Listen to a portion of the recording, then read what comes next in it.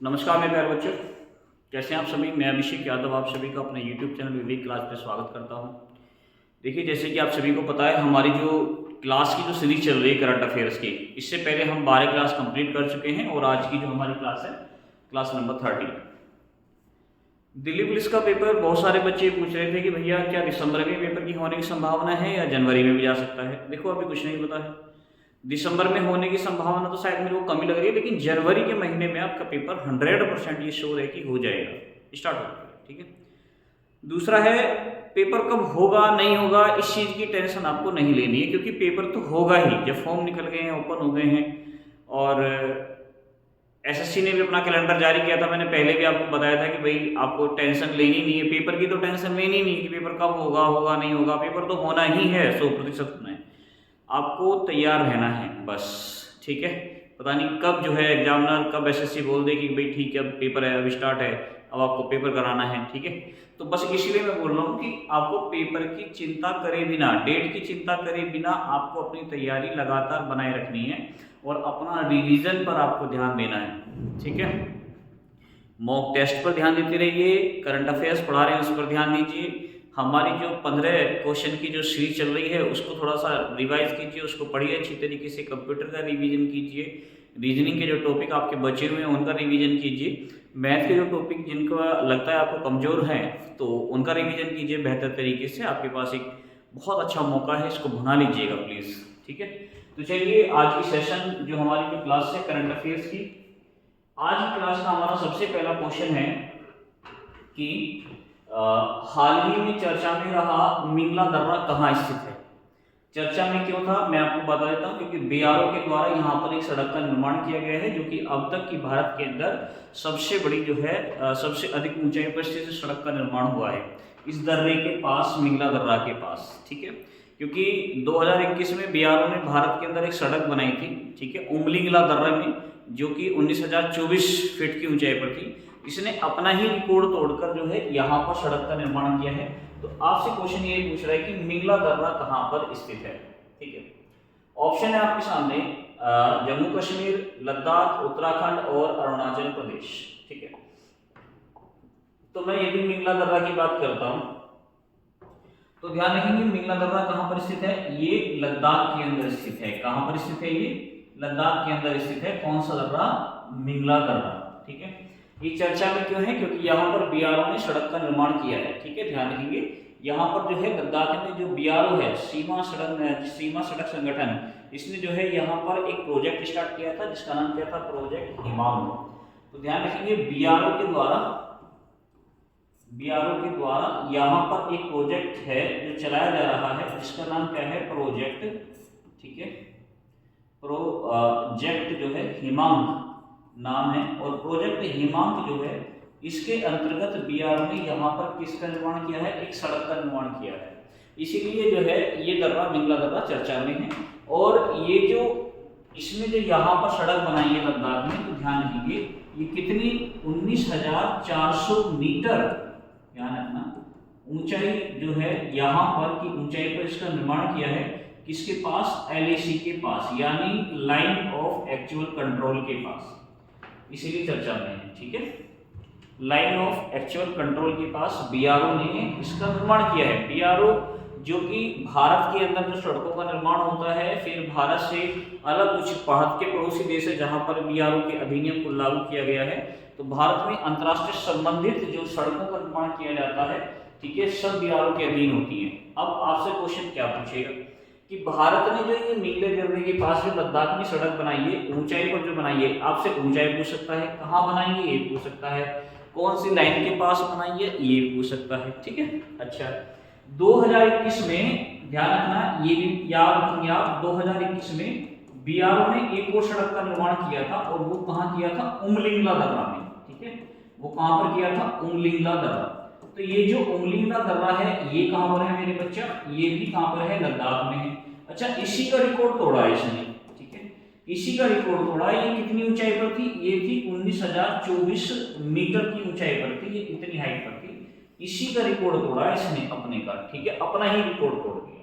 अब ये सबसे अधिक ऊंचाई पर से सड़क बनी है। ठीक है, 19,400 मीटर की ऊंचाई पर। दूसरा, आपसे क्वेश्चन पूछेगा कि भाई ये बताइए बीआरओ की स्थापना कब हुई थी। ठीक है, तो ध्यान रखिए बीआरओ की स्थापना आपसे पूछेगा तो आप कहेंगे कि बीआरओ की जो स्थापना हुई थी वो कब हुई थी। ठीक है, स्थापना बीआरओ की जो स्थापना हुई थी तो ध्यान रखेंगे 7 मई को। ठीक है, ध्यान रखिए बीआरओ की स्थापना 7 मई 1960 ईस्वी में इसकी जो है क्या की गई थी, स्थापना की गई थी। इसका हेडक्वार्टर आपसे पूछेगा तो बच्चों इसका हेडक्वार्टर कहाँ पर है, नई दिल्ली में। ठीक है, इसका जो हेडक्वार्टर है वो कहाँ पर है, नई दिल्ली में है। तो ये चीज भी आपको क्या रखनी है, याद रखनी है। ठीक है ना, इसका मुख्यालय कहाँ है, नई दिल्ली, तो ये चीज याद रखिए। ठीक है, चलिए अगले क्वेश्चन की तरफ बढ़ रहे हैं। क्वेश्चन नंबर 2 हमारा क्या कह रहा है, क्वेश्चन नंबर 2 कह रहा है कि हाल ही में नवीन एवं नवीकरणीय ऊर्जा मंत्रालय ने राष्ट्रीय हरित हाइड्रोजन मिशन के अंतर्गत, यानी किसके अंतर्गत, राष्ट्रीय हरित जो है हाइड्रोजन मिशन के अंतर्गत कितने बंदरगाहों को हरित हाइड्रोजन केंद्र के रूप में मान्यता दी है। ठीक है, क्वेश्चन कह रहा है कि भारत सरकार ने जो है एक योजना, एक मिशन स्टार्ट किया है जिसका नाम है राष्ट्रीय हरित हाइड्रोजन मिशन। इसके अंतर्गत कितने ऐसे पोर्ट्स हैं भारत के अंदर जिनको हरित हाइड्रोजन केंद्र के रूप में मान्यता प्रदान की जा रही है। ऑप्शन है 2, 3, 4, 5। तो इसका जो हमारा सही आंसर होगा 3। अभी मैंने लास्ट क्लास में, आपने यदि क्लास को अच्छी तरीके से पढ़ा होगा, नोट किया होगा, तो मैंने अभी आपको क्लास में लिखाया था, एक क्लास में जो पीछे गई है हमारी, उसमें मैंने पढ़ाया था कि भारत के अंदर जो भारत सरकार ने सबसे पहला जो है राष्ट्रीय हरित हाइड्रोजन योजना के अंतर्गत सबसे पहला जो हाइड्रोजन जो स्टार्ट किया है, ये मिशन स्टार्ट किया है, कौन से बंदरगाह पर किया है, ये क्वेश्चन मैं आपको लिखवा चुका हूँ पहले, तमिलनाडु राज्य का। ठीक है ना, वीओ चिदम्बरनार बंदरगाह। ठीक है, ध्यान रखिए। बाकी जो 3 बंदरगाह हैं, ठीक है, ये कौन कौन से हैं, ये तीनों के तीनों बंदरगाह आपको याद रखने हैं। एक तो कौन सा है मेरे बच्चा, दीन दयाल बंदरगाह। ठीक है, कौन कौन सा है, एक तो है दीन दयाल पोर्ट्स। अब आप कहोगे कि दीन दयाल पोर्ट्स कहाँ पर है, तो ये कहाँ पर है मेरे बच्चे, गुजरात। कहाँ पर है ये, गुजरात के अंदर है। एक कौन सा है, VOR। ठीक है, VO, ध्यान रखिए, VO चिदम्बरनार बंदरगाह। ठीक है, चिदम्बरनार बंदरगाह। ठीक है ना, चिदम्बरनार पोर्ट्स जो है ये आपको याद रखना है। और ये कहाँ पर है चिदम्बरनार पोर्ट्स, तो मेरे बच्चे ये तमिलनाडु में है। कहाँ पर है, ये तमिलनाडु में है। और एक कौन सा है हमारा, पाराद्वीप। कौन सा है हमारा, पाराद्वीप बंदरगाह है। और ये जो पाराद्वीप बंदरगाह है, ये जो पोर्ट है हमारा, ये कहाँ पर है मेरे बच्चा, ये है ओडिशा राज्य के अंदर। ठीक है ना, ये कहाँ पर स्थित है, ओडिशा राज्य के अंदर है। तो भारत के अंदर ये 3 बंदरगाह ऐसे हैं जिनको जो है राष्ट्रीय हरित जो है हाइड्रोजन मिशन के अंतर्गत इनको बनाया जा रहा है, जोड़ा जा रहा है। इनमें से जो सबसे पहला बंदरगाह जहां पर ये परियोजना स्टार्ट हुई है वो VOR चिदम्बरनार पोर्ट है, जो कि तमिलनाडु राज्य के अंदर है। तो ये भी आपको याद रखना है। ठीक है, चलिए अगले क्वेश्चन की तरफ हम बढ़ रहे हैं। क्वेश्चन नंबर 3 ये कह रहा है कि हाल ही में किस राज्य ने प्रधानमंत्री श्री PM श्री स्कूल योजना में शामिल होने के लिए केंद्र सरकार के साथ समझौता किया है। अच्छा, एक चीज और विशेष रूप से आपको याद रखनी है कि जब इस प्रकार के क्वेश्चन, कोई योजना, कोई मिशन चर्चा में हो, कोई राज्य ने उसको ज्वाइन किया हो या फिर अंतर्राष्ट्रीय स्तर पर उसकी कोई बात की गई हो, ठीक है, तो वहां से क्वेश्चन आपके पेपर के अंदर फिर उस योजना से, उस मिशन से बन जाते हैं। इसमें जैसे कि सबसे पहले आपके सामने ये मिशन आया है PM श्री स्कूल योजना। ठीक है, तो अब आपको ये पता होना चाहिए कि PM श्री जो है ये कब स्टार्ट हुआ। ठीक है, ये जो मिशन स्टार्ट हुआ था ये कब स्टार्ट हुआ था, तो ध्यान रखेंगे जो PM श्री मिशन है ना, ये कब स्टार्ट हुआ था, तो आपको पता होना चाहिए। ये स्टार्ट हुआ था मेरे बच्चा 2022 में। ठीक है, ये कब स्टार्ट हुआ था PM श्री मिशन, ध्यान रखेंगे 7 सितंबर 2022 में क्या हुआ था, ये स्टार्ट हुआ था 7 सितंबर 2022 में इसको क्या करा गया था, स्टार्ट किया गया। ठीक है, ध्यान रखें। तो PM श्री मिशन स्टार्ट इसलिए किया गया था क्योंकि जो स्कूल है ना, इनको मॉडिफाई कराना है। ठीक है, इनको अच्छे लेवल पर लेकर जाना है, इसलिए PM श्री योजना जो है ये स्टार्ट की गई थी शिक्षा को बेहतर करने के लिए। अब ध्यान रखेंगे केंद्र सरकार के साथ अभी हाल ही में किस राज्य सरकार ने इसके साथ समझौता किया है। ठीक है, ध्यान रखेंगे ये किया है, तो ध्यान रखना ये क्या है, कौन सा राज्य हो जाएगा हमारा, केरल राज्य हो जाएगा। कौन सा राज्य हो जाएगा, केरल राज्य हो जाएगा। अब आपसे क्वेश्चन क्या पूछेगा, आपसे क्वेश्चन पूछेगा कि भाई PM श्री की फुल फॉर्म बता दो, PM श्री की फुल फॉर्म क्या है।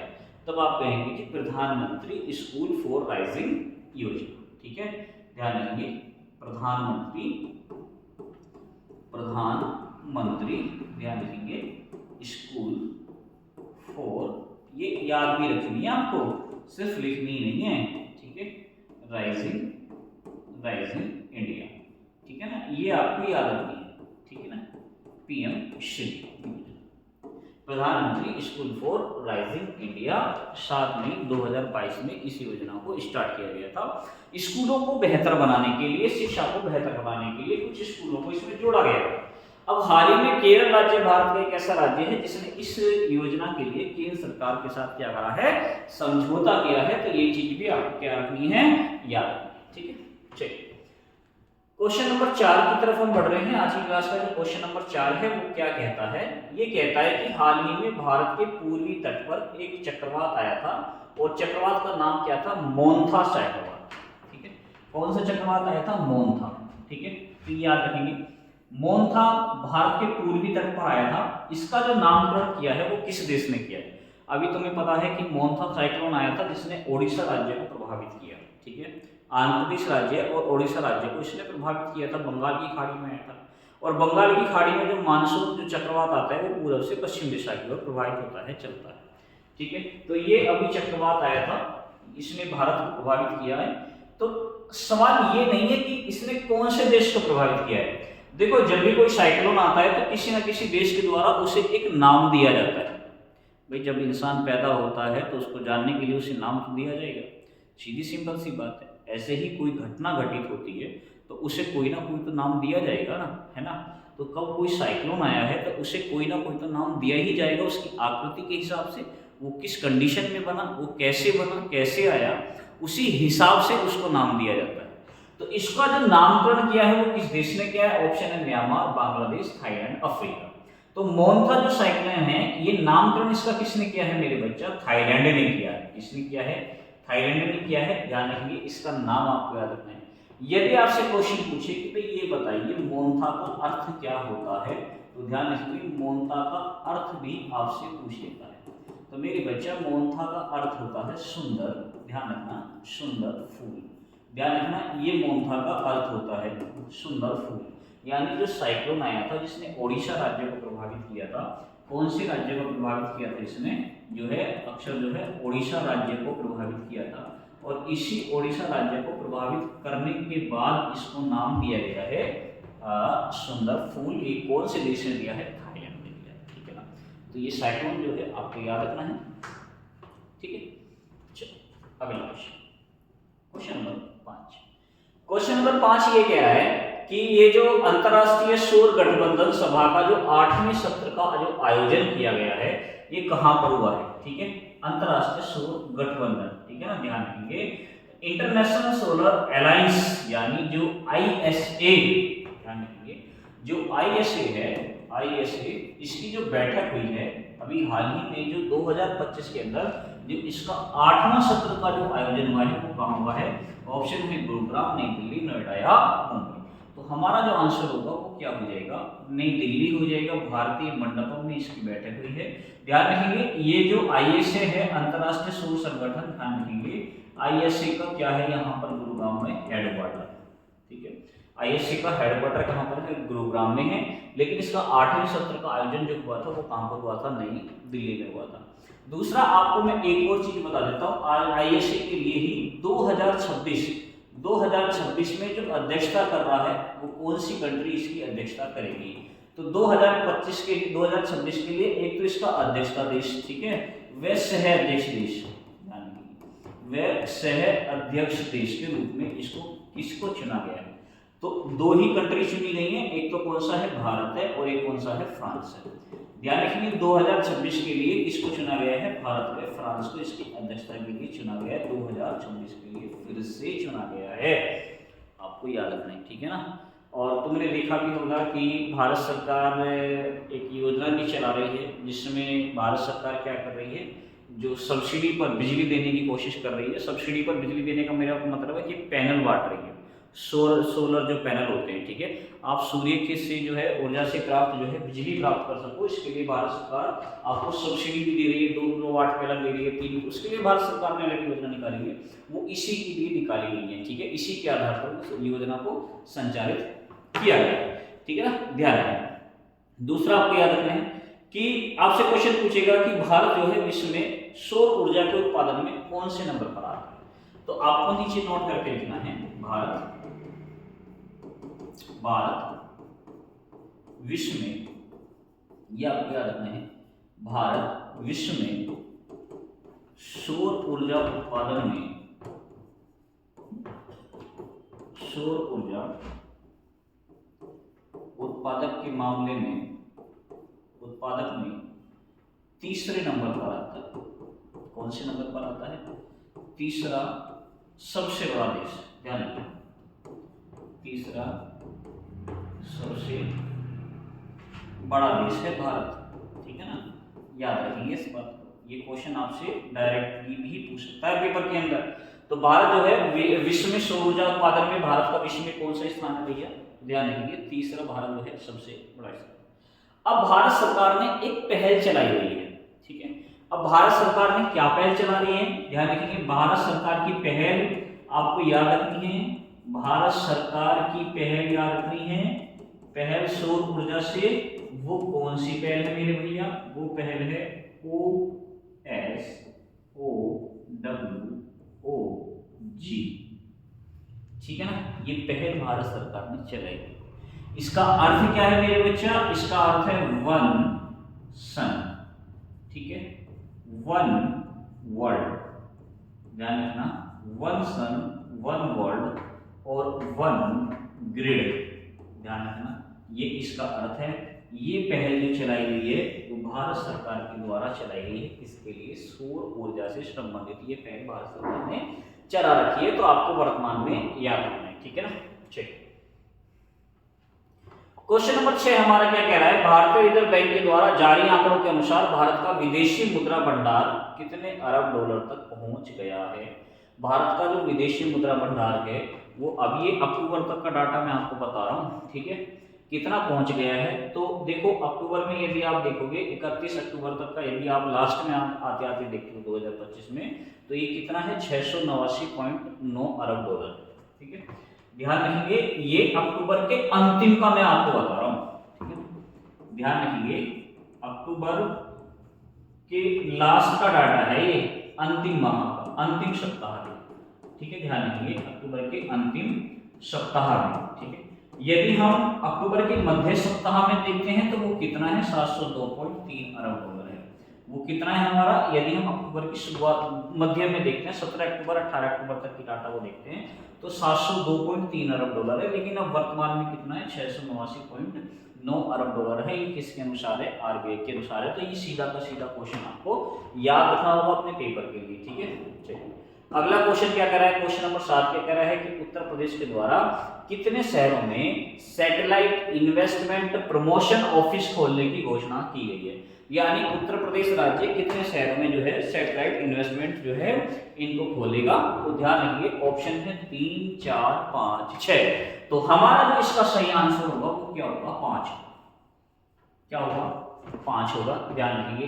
अब ये 5 शहर आपको याद रखने हैं, ठीक है ना। 5 शहर कौन कौन से हैं, एक तो है चेन्नई, ये आपको शहर याद रखने हैं, एक तो है चेन्नई, एक है बेंगलुरु, ठीक है ना, ध्यान रखिए बेंगलुरु, एक है हमारा कौन सा है हैदराबाद, कौन सा है हैदराबाद है, ठीक है, एक कौन सा है हमारा नई दिल्ली है, कौन सा है नई दिल्ली है। अब आप कहोगे कि उत्तर प्रदेश है और उत्तर प्रदेश के शहर ही नहीं है, उत्तर प्रदेश की बात कर रहे हैं तो उत्तर प्रदेश पढ़ रहे हैं, तो ध्यान रखना ये उत्तर प्रदेश बाहर खोल रहा है, एक कौन सा है हमारा मुंबई है, ठीक है, कौन सा है हमारा मुंबई है। तो ये 5 शहर के अंदर उत्तर प्रदेश जो है सैटेलाइट इन्वेस्टमेंट प्रमोशन ऑफिस खोलने की उत्तर प्रदेश राज्य ने घोषणा की है।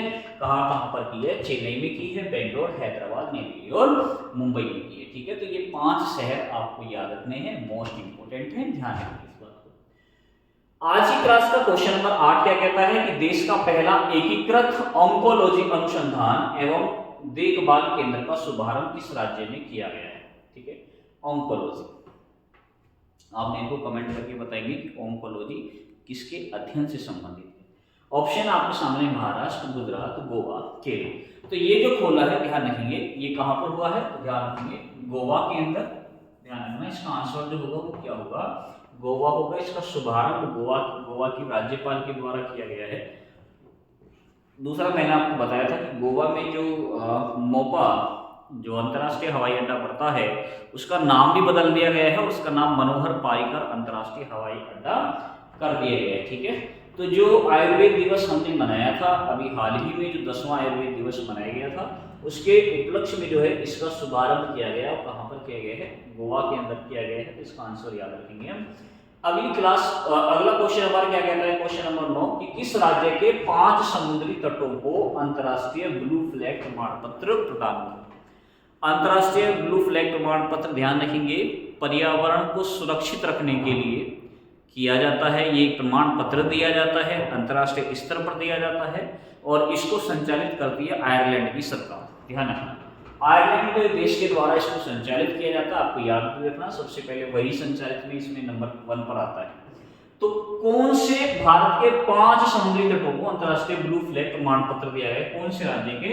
गुजरात, आंध्र प्रदेश, तमिलनाडु, महाराष्ट्र। तो हमारा सही आंसर क्या होगा, महाराष्ट्र होगा। ठीक है, अब महाराष्ट्र के कौन कौन से हैं समुद्री तट हैं, ध्यान रखेंगे।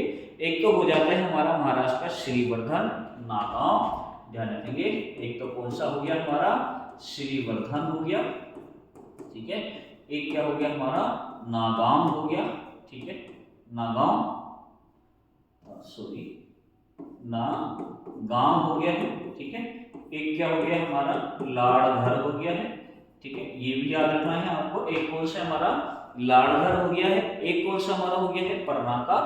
ठीक है, ध्यान रखेंगे कौन सा हो गया है, परनाका। एक क्या हो गया हमारा, गुहागर हो गया है। ठीक है, ध्यान रखेंगे गुहागर हो गया है। तो ये 5 समुद्री तट है। ध्यान रखना ये जो है 5 गुहागर नहीं, गुहागर। ध्यान रखना गुहागर। ठीक है, ये 5 समुद्री तट हैं जिनको अभी हाल ही में किससे कौन सा टैग मिला है इनको, ब्लू फ्लैग। ठीक है ना, ध्यान रखिए अंतरराष्ट्रीय ब्लू फ्लैग। अब जब ये महाराष्ट्र में 5 हो गए हैं तो भारत में कुल कितने हो गए हैं, तो ध्यान रखेंगे मेरे बच्चा, भारत में कुल हो गए हैं कितने, भारत में कुल हो गए हैं 18। कितने हो गए हैं, भारत के अंदर 18 ऐसे समुद्री तट हैं जिनको अंतरराष्ट्रीय ब्लू फ्लैग प्रमाण पत्र मिल गया है। ये याद रखना है आपको, आयरलैंड गवर्नमेंट के द्वारा इसको होस्ट किया जाता है। ध्यान रखेंगे। और भारत के पास कुल कितने समुद्री तट ऐसे हो गए, 18 समुद्री तट ऐसे हो गए जिनके पास अंतरराष्ट्रीय ब्लू फ्लैग प्रमाण पत्र है। ठीक है, याद रखिए। क्वेश्चन नंबर आज की क्लास का अंतिम है कि राजस्थान के किस शहर में सूर्य वन का उद्घाटन किया गया है। ऑप्शन है आपके सामने, जयपुर, बीकानेर, जोधपुर, जैसलमेर। तो राजस्थान के किस शहर में सूर्य वन का उद्घाटन हुआ है, तो ध्यान रखिए जैसलमेर में हुआ है। तो इसका आंसर क्या हो जाएगा हमारा, जैसलमेर हो जाएगा। ठीक है, तो आज की क्लास के ये 10 क्वेश्चन थे जो कि बेहतर, यही हमारी सीरीज चल रही है 10 क्वेश्चन की। दूसरे बच्चों में आपको एक सूचना दे देता हूँ, छोटी सी सूचना है। सूचना क्या है कि सूचना ये है कि अभी हम ऑफलाइन के अंदर बच्चों के यूपी पुलिस के दिल्ली पुलिस की टेस्ट सीरीज चल रही है। और दिल्ली पुलिस की जो टेस्ट सीरीज चल रही है ऑफलाइन में, वो पहले हम 50-50 क्वेश्चन की टेस्ट सीरीज करा रहे थे जिसमें हमने 15 टेस्ट कंप्लीट कराए हैं। उसके बाद अब सेक्शनल टेस्ट चल रहे हैं। सेक्शनल टेस्ट में हम history, geography, polity, economics, current affair, science, ठीक है, स्टैटिक, जीएस, सभी के हमारे सेक्शनल टेस्ट अब हमारे स्टार्ट है, जिसमें हमने जो है करंट अफेयर्स का पहला टेस्ट और पॉलिटी के 2 टेस्ट हमने कंप्लीट कर लिए हैं। ठीक है, अभी पॉलिटी का तीसरा टेस्ट भी कंप्लीट होने वाला है। तो ये टेस्ट भी हमारे चल रहे हैं। मैं कोशिश ये कर रहा हूँ कि आज कितनी तारीख हो गई है, आज 17 तारीख हो गई है। ठीक है, शायद ये क्लास जब आप तक पहुँचे 18 तारीख हो जाए, क्योंकि एक दिन पहले मैं इसको रिकॉर्ड कर रहा हूँ। तो कोशिश मेरी तरफ से ये है कि आने वाले नेक्स्ट वीक में जो अगला सप्ताह आएगा, अगले सप्ताह में कि शायद मैं आपसे आकर लाइव बात करूं। ठीक है, मैं आपसे लाइव मुलाकात करना चाहता हूं। मैं बिल्कुल एकदम सामने से मैं आपसे क्वेश्चन पुटअप करूंगा, आप उसका आंसर मुझे देंगे। ठीक है, क्योंकि मैंने जो टेस्ट सीरीज यहाँ ऑफलाइन में कराई है, तो मैं अब ये चाहता हूँ कि वो टेस्ट सीरीज ज़्यादा से ज़्यादा बच्चों उसको जो है रिवीजन करके जाएं। क्वेश्चन बेस्ट हैं, बहुत अच्छे क्वेश्चन हैं, क्योंकि 15 क्वेश्चन 15 से 50 यानी 750 क्वेश्चन बनते हैं। फिर 750 क्वेश्चन को हम रिवाइज करते हैं, उनका एनालाइज करते हैं, तो वही क्वेश्चन हमारे 4-5 हज़ार के आसपास चले जाएंगे। और जब 4-5 हज़ार क्वेश्चन हमारे चले जाते हैं, तो क्वेश्चन ऐसे नहीं है कि कहीं से भी उठाकर ऐसे ही रख दिया है, नहीं, पेपर के पैटर्न के हिसाब से क्वेश्चन को उठाया है, उससे आपके सारे टॉपिक क्लियर हो जाएंगे। ठीक है, फिर उसके बाद हमने फिर सेक्शनल टेस्ट को शुरू किया है, सेक्शनल टेस्ट सीरीज शुरू करी है। सेक्शनल टेस्ट सीरीज में भी क्या होगा कि जब उसको एनालाइज कराएंगे तो वो सब्जेक्ट वाइज भी हमारा क्या होता चला जाएगा, रिवीजन होता चला जाएगा। यानी आप जब पेपर के अंदर जाएंगे तो कम से कम 8 से 10 हज़ार क्वेश्चन का आप रिवीजन करके जाएंगे, बहुत बेहतर तरीके से, जो बहुत ही अच्छे क्वेश्चन हैं। अब आप कहोगे गुरुजी 8 से 10 हज़ार क्वेश्चन हम कैसे याद करेंगे? याद नहीं करने हैं बच्चा, वो हम रिवीजन कर रहे हैं। ध्यान रखना, हम अपने आप को परख रहे हैं। अब तो आपने पढ़ लिया जितना पढ़ना था, अब तो आपने याद कर लिया जितना करना था, अब तो सिर्फ समय है अपने आप को परखने का, अपने आप को निखारने का, ये देखने का कि कहाँ कमी है, उस कमी को दूर करने का। ठीक है, अब ये समय है बस। ठीक है, तो इसीलिए मैं कोशिश कर रहा हूँ कि आपके पास में बहुत जल्दी से लाइव आया जाए और फिर हम नाइट में आपसे लाइव मुलाकात करेंगे। ठीक है, ध्यान रखें। दूसरा, एक और छोटी सी जानकारी मैं आपको दे देता हूँ आज की क्लास के साथ ही। अभी हमने एक और देखा है कि बच्चे कंप्यूटर में क्वेश्चन नहीं कर पा रहे हैं। ठीक है, और कंप्यूटर का तुम पीछे एवरेज उठाकर देखिए, दिल्ली पुलिस में जब से कंप्यूटर आया कि बच्चे कंप्यूटर को सही तरीके से कर भी नहीं पा रहे हैं, है ना। 10 क्वेश्चन में से कोई 5 कर पा रहा है, कोई 6 कर पा रहा है, कोई 7 कर पा रहा है। ये हकीकत की बात है, ये मैं कोई आपसे ये नहीं कह रहा कि भाई हाँ ये कोई ऐसे नहीं। बच्चों ने जो पेपर दिया था वो बता रहे थे कि हम 5 ही कर पाए, हम 6 ही कर पाए, लेकिन डिपेंड ये करता है कि बच्चे की तैयारी कैसी है। ठीक है, और तैयारी भी कैसी है और कितना उसने रिवीजन किया है। पढ़ने को तो मैं 1 साल तक पढ़ता रहूँ, मैं नोट्स बनाता रहूँ, पूरे साल नोट्स बनाता रहूँ, कल मेरा पेपर है मैं आज भी नोट्स बना रहा हूँ, तो उसका कोई फायदा नहीं है ना। मज़ा तब आता है पेपर देने का जब हम नोट्स बनाएं, और पेपर देने से कम 2 महीने पहले, 2.5 महीने पहले हम नोट्स बनाना बंद कर दें, सिर्फ हम टेस्ट सीरीज लगाएं और हम याद करें, बस, और कुछ नहीं, रिवीजन करें, तब आता है पेपर देने का मज़ा। ये छोटी सी नॉलेज मैं आपको दे रहा हूँ कि अभी विवेक गुरुजी मैथ भी पढ़ा रहे थे, अब विवेक गुरुजी आपके सामने एक और क्लास लेकर आएंगे, जो कि किस चीज़ की होगी, कंप्यूटर की क्लास होगी। और ये कंप्यूटर का पहला प्रैक्टिस सेट आने वाला है, या तो ये कब आएगा, कल आएगा या परसों आने वाले 1 आध दिन में आपके साथ ये कंप्यूटर का प्रैक्टिस सेट किया जाएगा। क्वेश्चन बेहतर हैं, और गुरुजी जो क्वेश्चन करा रहे हैं, मैं आपको ये भी बता देता हूँ, ये क्वेश्चन एसएससी के पैटर्न पे ही करा रहे हैं। ठीक है, विवेक गुरुजी जो आपको क्वेश्चन कराएंगे एसएससी के पैटर्न पे ही कराएंगे। ठीक है, और एसएससी के पैटर्न का मतलब है कि चाहे वो टीसीएस ने पेपर कराए हो, चाहे अब वर्तमान में ईडब्ल्यूटी पेपर करा रही हो, उसी के हिसाब से जो है गुरुजी आपको जो है ये कंप्यूटर के क्वेश्चन कंप्लीट कराएंगे। अब कंप्यूटर सिर्फ दिल्ली पुलिस के लेवल का नहीं है, ये ध्यान रखना, ये क्योंकि भाई देखो सब्जेक्ट है, सब्जेक्ट में से क्या टॉपिक कौन से पेपर में क्या पूछ लेगा आपसे। उसने तो बोल दिया मैं तो कंप्यूटर पूछूंगा, वो कुछ भी पूछ सकता है। जरूरी नहीं है कि जो क्वेश्चन उसने एसएससी सीजीएल में पूछा है वो दिल्ली पुलिस में नहीं पूछेगा, पूछ सकता है, क्यों नहीं पूछ सकता, उसने दिया है सिलेबस में पूछेगा। ये तो नहीं बोला कि जो मैंने क्वेश्चन सीजीएल में दिया है वो दिल्ली पुलिस में नहीं पूछूंगा, वो पूछ सकता है। ठीक है, तो उसी हिसाब से गुरुजी ने प्रैक्टिस सेट तैयार करे हैं। ठीक है, और ये जो है क्लास होगी, उसका क्लास का अर्थ भी यही है। स्वामी विवेकानंद जी की एक लाइन मैंने यहाँ पर लिखी है, जिससे आपको थोड़ा सा समझ में आएगी क्लास का अर्थ क्या है। उठो, जागो और तब तक मत रुको जब तक लक्ष्य प्राप्त ना हो जाए। हमें तब तक काम करते रहना चाहिए जब तक हमें अपनी मंजिल प्राप्त नहीं हो जाती है। ठीक है बच्चों, तो बस यही छोटी सी जानकारी आपको देनी थी। बाकी मेरी तरफ से आप सभी को बेस्ट ऑफ लक है, अच्छी तरीके से तैयारी करो, अपने आप को निखारो, आगे बढ़ो। ठीक है, ठीक है, फिर मुलाकात करेंगे आपसे, तब तक के लिए नमस्कार, जय हिंद, जय भारत।